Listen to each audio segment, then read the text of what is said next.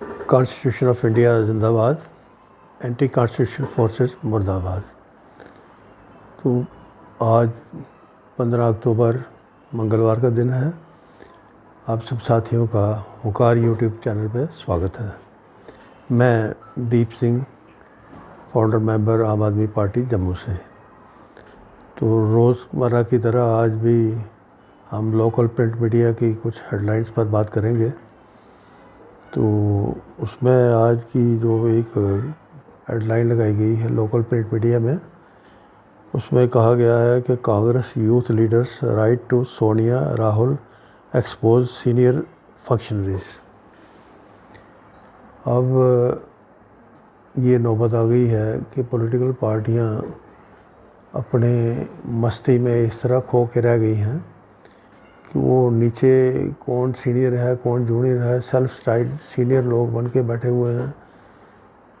तो जो जिनके ऊपर कोई ड्यूटीज़ असाइन नहीं की गई हैं, उनका वर्किंग एरिया डिफ़ाइन नहीं किया गया है।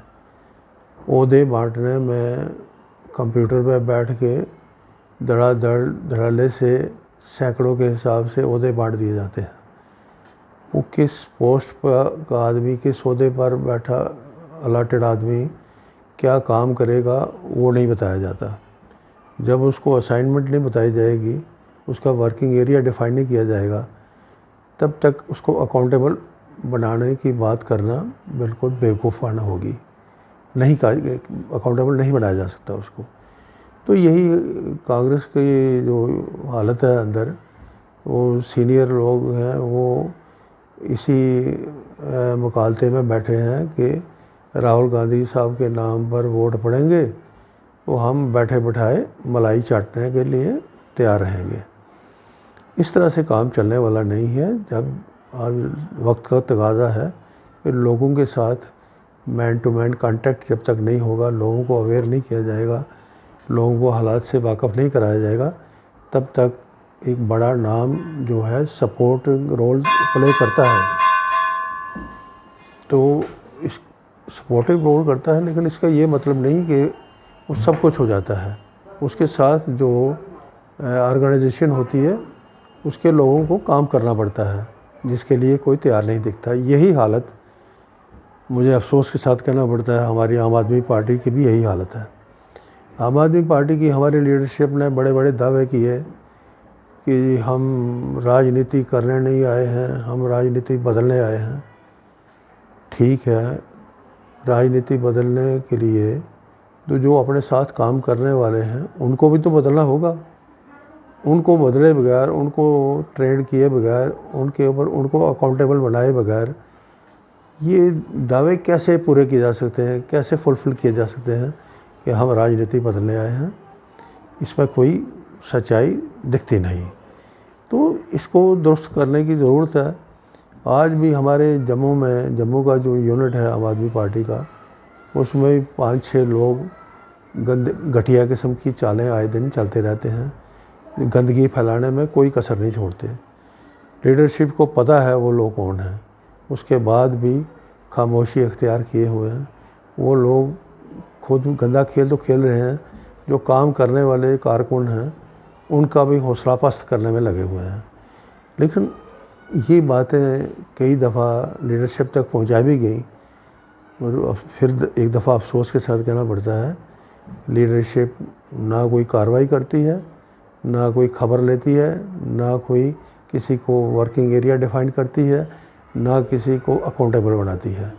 इस तरीके से बड़े निशाने हासिल करना नहायत मुश्किल है, नामुमकिन दिखाई देता है। तो हम भी आए दिन लीडरशिप से ये डिमांड करते हैं कि मेहरबानी करें, ये कंप्यूटर में पार्टी पोस्टों की लिस्ट छापने के बजाय लोगों का काम देख के उनको पोस्टें अलॉट करें, उनका वर्किंग एरिया डिफ़ाइन करें, उनको अकाउंटेबल बनाएं। जब तक ये नहीं होगा तब तक ये इस तरह के दावेदारी ये काम करने वाली नहीं है। इससे ये महज एक ढकोसला साबित होगी। तो ये ज़रूरत है इस बात की कि जो गंदगी फैलाने वाले लोग हैं उनको इमीडिएटली साइडलाइन किया जाए। तो देखते हैं आने वाले वक्त में हमारी लीडरशिप इस पर क्या करती है, कांग्रेस क्या करती है, हमारी लीडरशिप क्या करती है, और दूसरी पॉलिटिकल पार्टियों का ऑलमोस्ट यही हाल है। बीजेपी में सिर्फ ये है कि आरएसएस पीछे माइंड वॉश करने वाला काम है बेसिक लेवल पर, वो कर देती है। बाकी अंदर बीजेपी के लेवल पर भी तकरीबन हालत ऐसी ही है। तो जब तक एक बड़ा सुधार नहीं लाया जाएगा, तब तक ये सियासत का मेयार बनाने में कोई कामयाबी नहीं मिल सकती। इसी तरह ये है दूसरी है after offering free consultation to Umar, Aam Aadmi Party demands ministerial berth for its lone MLA. तो ये ठीक है, आम आदमी पार्टी लीडरशिप ने अपने एमएलए के लिए मिनिस्ट्रियल बर्थ मांगा है, रिक्वेस्ट करी है। तो अगर एनसी नेशनल कॉन्फ्रेंस लीडरशिप के पास भी कई किस्म की कंपल्शंस हैं।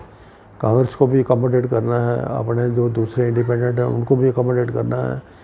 तो अगर तो वो एडजस्टमेंट कर दें तो बहुत अच्छा है, ना भी करें तब भी हमारा जो अकेला एमएलए जीते हैं मिस्टर महराज मलिक, उन्होंने अपनी मेहनत से एक अच्छी छाप बनाई है, लोगों का मन जीता है, लोगों की उम्मीदें अपने साथ जोड़ी हैं।